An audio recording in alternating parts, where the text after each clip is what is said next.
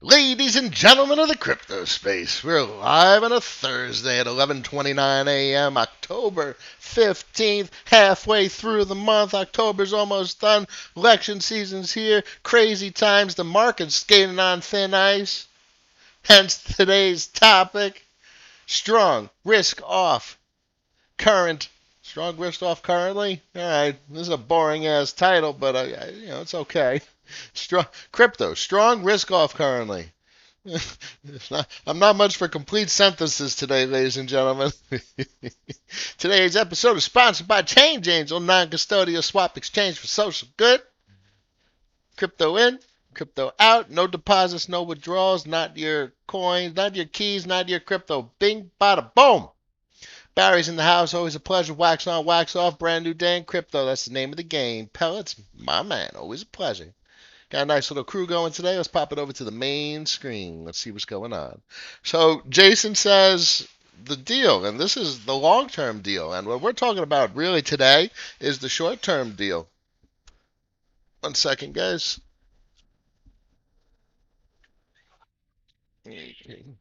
Come, baby girl. Go, baby. See you. My little pumpkin. So Jason's talking about the long term. All your friends 4 years from now, and that's the real deal. And I like his rhetoric, and I like this type of long term mentality. And I like this. It's not naivety. It's just eternal optimism, eternal expectation. It's the person that always says what they hope and want to be the case. And I agree with it. I like that sentiment, and it's many regards that is a valid way to look at your portfolio balance, and your position sizing, so on and so forth. But not all of us can afford the luxury of the position that he has, which is he could take a 50% haircut and still have millions of dollars. Whereas there's a lot of people that listen to me that are probably investing in the tune of hundreds of dollars. So we do have to be considerate, or people with smaller position sizes do need to be considerate of what's going on a daily basis. Because if you turn your $100 into $50, that's not so hot and that's not so fun. And on a day like this is how that happens. So we are in risk off mode. What does risk off mode mean? What does that even mean? That means you're not looking for any speculative type of asset. You're going to keep your speculation like a bank, or maybe at a point 0.1, point 0.2, point 0.5, half a percent of a portfolio type size, type position size. You don't want to take large risk. Back 2 months ago, you could have easily put 20, 30, 40, 50% of all your money into Bancor and got in a 20, 30, 40, 50% rip in a matter of a day or two. And the same thing for Aave, and the same thing for synthetics, and the same thing for Kyber. That's what was going on. And if you look at the 24-hour winners, that is not what we got. Now, I've talked about this topic before. We are definitely not in that mode. So we are in risk off mode. What is risk off mode? You're looking for yield. And a lot of folks, Hedgeye, just search on Twitter. You'll find Hedgeye. Is it Keith McConaughey? No. Who does Hedgeye? Hedgeye. Yeah, Keith. Um, he's out of Bitcoin right now, and that's that position. That's like the dollar bull type position. That's the equities risk off position. This thing crashes. We have a stock market crash 10, 15, 20%. Bitcoin's going to get torn a new one. And that is something to consider. Do folks actually want to protect that? So, me personally, I rather hedge than protect against that loss. And I'm not going to hedge in dollars. I have such a distaste for dollars that I'm not going to sell my Bitcoin for dollars. No. I'd rather hedge with a gold position, gold streamers, gold miners, silver streamers, silver miners, physical gold, physical silver. And that is something that I think is my choice for how to handle the risk in the equity space, which is enormous risk. How much higher can it go? Most expensive market in the history of the world, and people are betting like it's going to keep going. It's an awkward reality that we're finding ourselves in from an equities and financial system perspective. Strange. Stelios in the house, always a pleasure. I wanted to tell you, and I think I'm representing most of your viewers, you already have some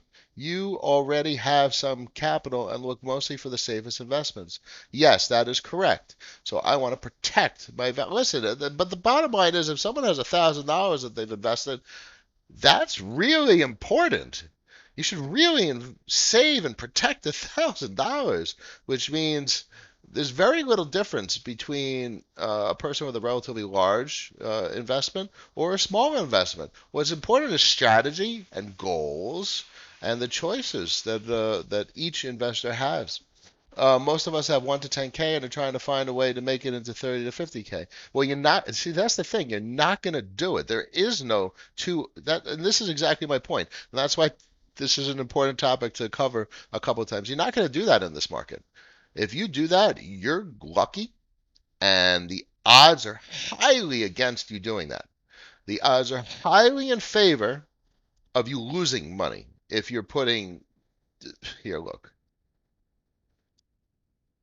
I mean, if you want to take 10K and lose 7%, lose 5%, lose 3%. I mean, these look at this.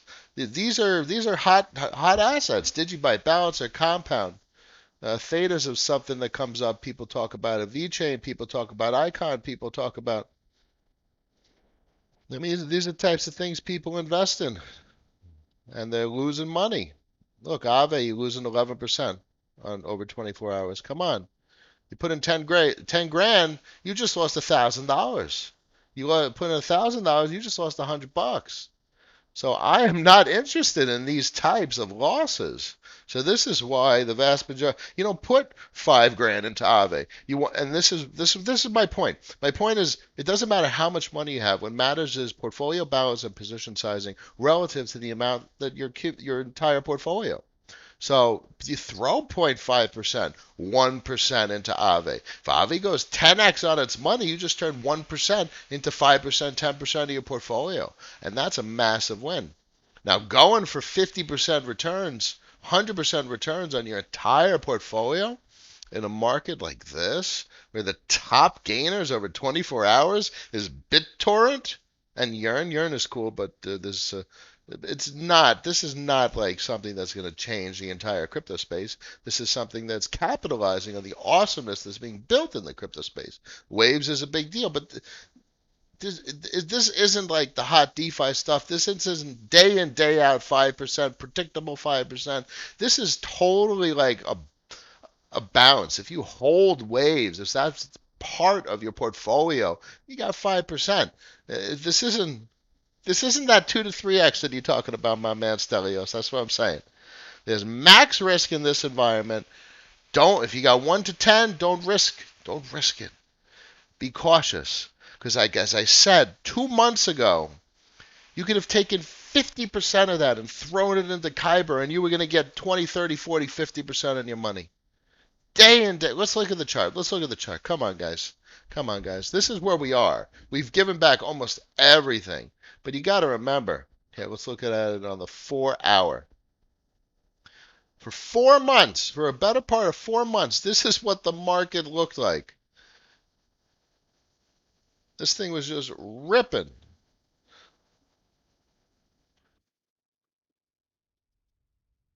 Look at this. Look at this first rip. It was in April. It dipped. You had a giant rip.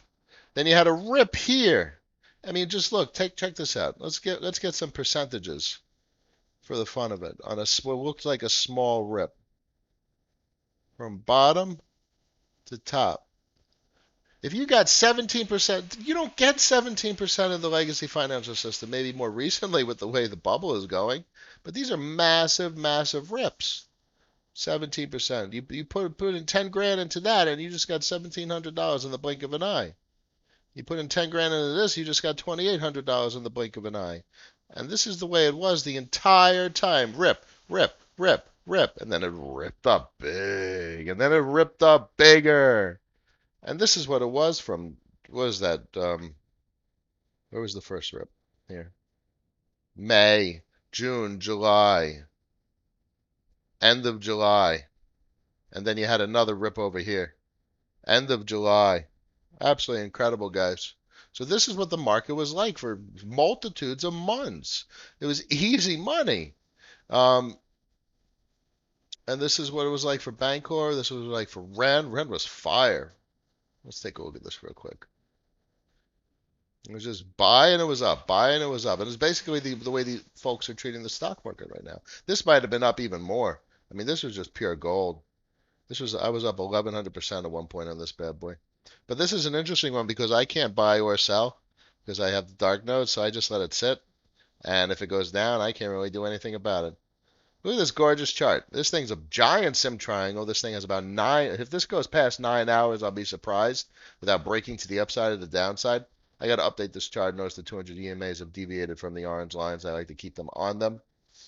Um, anyway, I hope that clarifies, my man Stelios, that it doesn't matter the amount of money you're playing with. What matters is strategy and balance and position sizing. And if you learn good habits, it doesn't matter the quantity, it translates to any portfolio size. Dave's in the house, always a pleasure. Not safe when market is only up because of stim talk. So bear in mind that's exactly what the market is right now. The market is on life support. This is complete life support. It's only stimulus that keeps this market going. There's no fundamentals, and even the technicals are horrible. There's no profit. The P&Es are through the roof. It's all inflated. Um, I mean, this is just brutal, guys. This is, you know, this is the most expensive market that we've ever seen. And a person that there's two people that I follow that properly, or maybe even three people. You got Sven. Follow Sven Henrik. Oh my God, they slipped my mind. There's a couple of other people I follow that really represent the traditional financial markets quite reasonably. Anyway, point being, this most expensive market in history, and I don't trust it one bit. The only thing that it's literally like a junkie, and if it doesn't have a dose of what it needs, it's going to go through some withdrawals, and some withdrawals are going to be downward price action. We're going to have deflation because the debts are going to come due, and uh, and that's really what they're going to try and do with like MMT is prop up the debt deflation, um, get liquidity where it needs to be, and basically just give out money so the debts don't implode. And the defaulting on debt is deflationary because it's value destruction. Um, and this is the whole argument that Brent talks about and that he speaks about so well as value destruction and what is monetary expansion and what is really inflation and deflation and what is frankly inflationary or deflationary. And Stephen Van Meter hits on that really good. Between Brent and Stephen, woo, those boys are good. Those are smart boys, much smarter than me.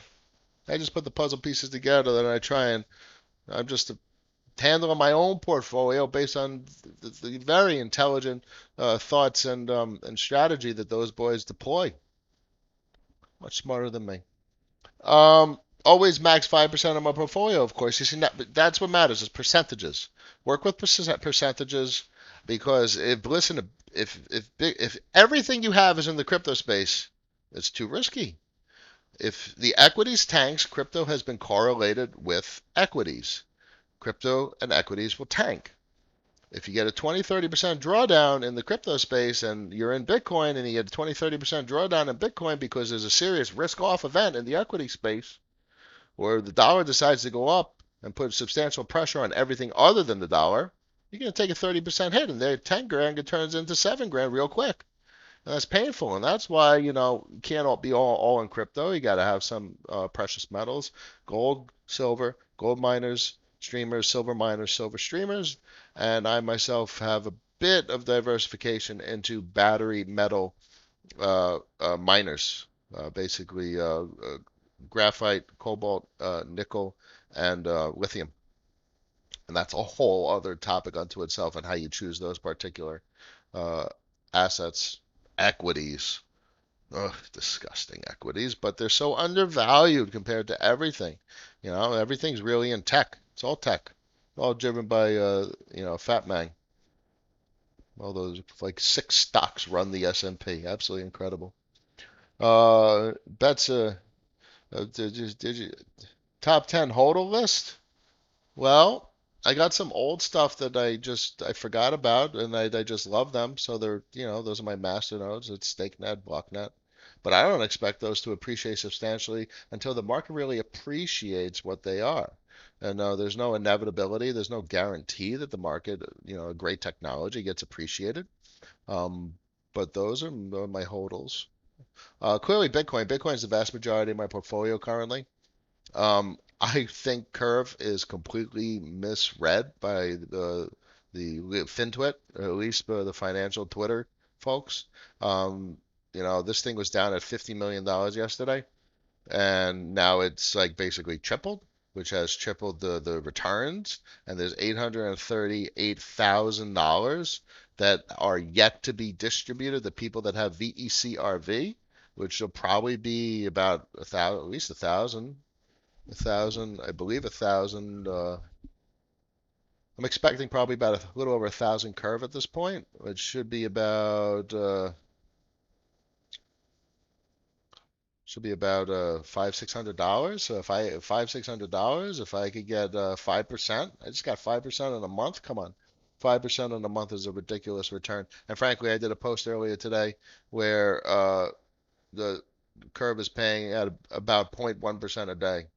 So you're going to keep your money in a bank, or you're going to speculate in something that's producing 0.1% daily returns from a sustainable source, which is daily transaction volume. I mean, come on, guys, daily transaction volume. I mean, look at this: 3 million, 55 million, 19 million. This $160 million in daily transaction volume, and people are giving shit to them. Guys, oh, incredible. That doesn't mean you go ahead and allocate your entire portfolio. This is still only about 4 or 5% of my total portfolio. But this is where you consider taking a larger position because you're going to get yield, APY, return on your investment. Ave's down to the amount of yield that it is returning. It's probably about 7, 8%, $77 a month. So this pays a good car payment a year for me. Can't argue with that. I mean, Curb's obviously pays pretty much the vast majority of my cars, which is nice. And Ren's too. Ren's on fire, man. Check this out. Check this out, guys. I think Ren's producing about $300 a month of dark node. So we're talking about $900 a month for my 3 dark nodes. Yay! There goes another car payment. So bear in mind, here's the interesting one. I wouldn't spend the crypto on the car payments. I'm going to spend my dollars that I get from work because that's the last bag I want to hold. I have no interest in holding dollars. I'm not going to spend my cryptocurrency. They think they're going to get me to spend my crypto on car payments, those schmucks. No, I want to give them garbage dollars. Thank you very much. Noah, what crypto money are you using for your fiat bills? Selling earnings from staking? No, I'm accumulating. This is all investments. I'm selling nothing for fiat bills. I work. I have 2 jobs. I literally have 2 jobs. Not one, but 2. And I have very little bills. So, I mean, my cars are the expensive ones. But just my fiat bills, I work to pay them. I trade time for money to pay those bills. You think I'm going to give up my real hard money, the crypto? Hell no, I'm not going to give them the luxury of taking the stuff that is actually meaningful and valuable in my life, crypto. And I'm going to give them the garbage dollars. Ha! The banks are stupid enough to take my dollars for my loans. If they're stupid enough to take my dollars, I'm going to give them dollars. I'm not giving them precious crypto. Precious crypto. That's what I'm talking about. Right, Dave? Stephen Van Meter and Brent? Woo! Pure fire. Physical silver. That's right, Joe. Appellate says, but if a systemic event happened, it's not possible that traditional finance people goes risk off. So that's the thing. That's why people hedge. That's why you have a Bitcoin position and you have gold and precious metals, gold and silver, to hedge your crypto position. And for me, it's mostly crypto as compared to equities. Equities are only a small portion of my overall portfolio. It's mostly crypto. There's obviously the precious metals. I guess Gold and silver, miners and streamers are equities, but they tend to go up as the equities, as the tech implodes. So it's all about hedging, and I'd rather hedge. And I'm sure as hell not going to sell crypto into fiat. I'm going to use fiat as a hedge against crypto? No, no. Dollars are losers. Holding dollars is losing. You're losing 10% a year. It is the worst possible place to store value. It is a horrible investment. If you're investing in excess dollars, how about that? Change your perspective on shit. If you're taking your value and investing in dollars, you're losing 10% a year. That sounds like the stupidest, worst possible investment a person can make. I'm going to put my value in dollars. What are you going to invest in today? Oh, I'm going to buy $1,000. How much is it going to be worth next year? $900. Well, that's stupid. That's the worst investment ever. My man.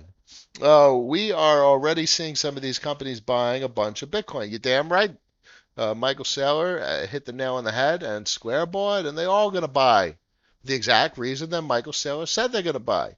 They're all going to buy because they need to. Because he can't hold dollars. And if he can't hold dollars, the question becomes, what do you hold?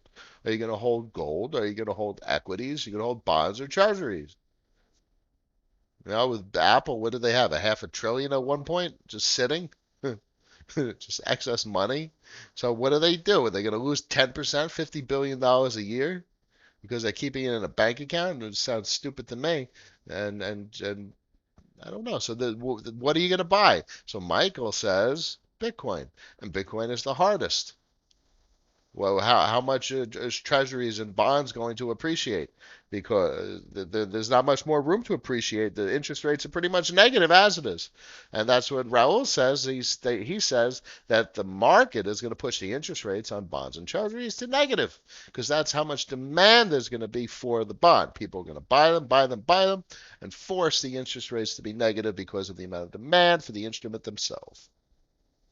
Stelio says, could show us how to choose a pool and curve for LP.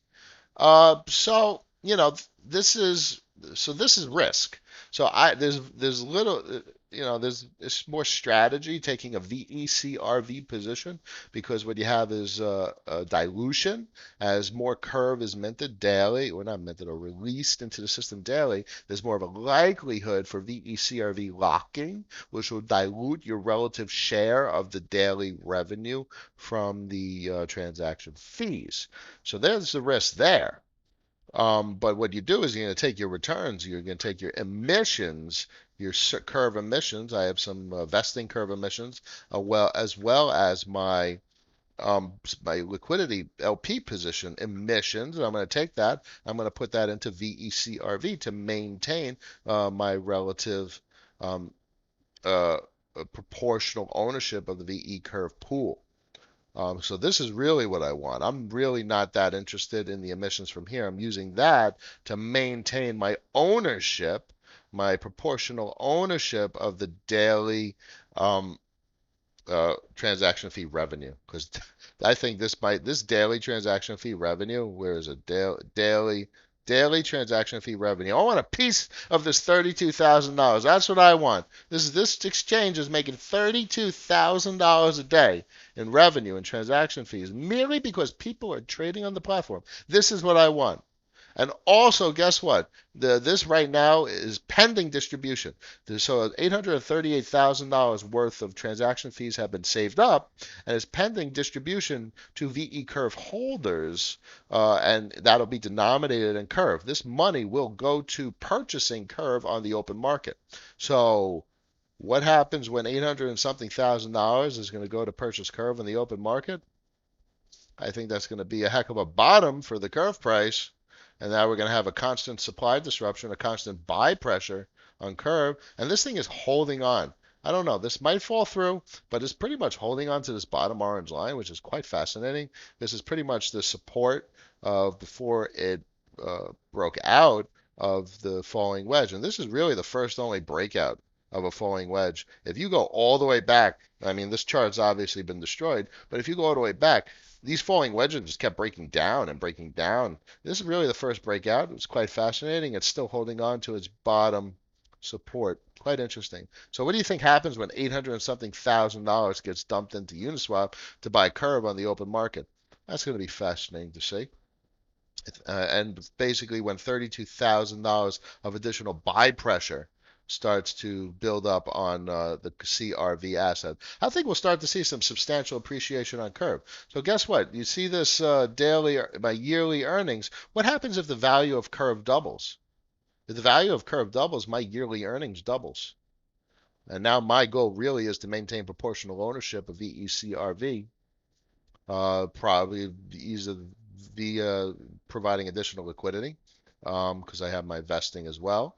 I do whatever I can because I want a piece of this. I want a piece of these daily returns. So maybe I'll even recursively move some of my daily returns back in to maintain my VECRV position and then take profit from there.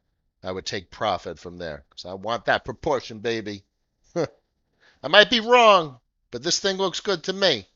The money is coming from somewhere, and that's the most important thing. With a lot of assets people have invested in over the last 4 months, the value is coming from inflation. It's coming from a governance token that got created out of thin air. But here, the returns on Curve are coming from transaction fees. It's real. It's real money. That's not like what a lot of the value that we've been playing with over the last couple months. It's different. It's crazy, right? Man, it just seems so crazy to me. So with regard to choosing a pool, you're going to want to maximize your Curve returns. So you're going to want to obviously you add a certain amount of you have to lock a certain amount of CRV to bump your boost to 2.5. I don't know, one of these. If you go into the Dow, there's a calculator that'll allow you, I believe, see how much CRV you need to lock for a particular liquidity position to have 2.5 boost. So you see, if you have no boost, this pool is going to give me 6.19% returns denominated in CRV. But because of my boost, my LP CRV position, I'm getting 15.48%. Now look at these numbers. You get 34%. Now bear in mind that's yearly, and this number fluctuates relative to daily. So I don't know. It's a choice. I really don't. I'm not going to. I don't want to denominate my value in terms of dollars. You guys know what I think of dollars, so that really strikes out these nice gains. I don't want DAI. I don't want USDC, and I sure as hell don't want the potential drama associated with USDT. GUSD is cool, and USDC is cool. That's Coinbase and Gemini. Yay. And obviously DAI is a programmatic stablecoin from MakerDAO. But I don't want dollars. I don't want stable dollars. I'd rather hedge my positions than basically go into dollars, which are losing 10% per year. Yes, so that's the name of the game. So if you have a 10K crypto portfolio where you put like $500 in Curve and lock it for VECRV, what would I do? If I had a 10K crypto portfolio, I'd probably just put it into Bitcoin. I mean, does that also, I don't really want to get into like portfolio management, but you know, is I don't even know what I would do because I don't. It's just what it is. Um, you look, the returns you're getting are clear. You're getting 0.1% a year. So if you got 500, if you get a one-to-one, you got 500 VECRV, you're getting 48 cents per VECRV.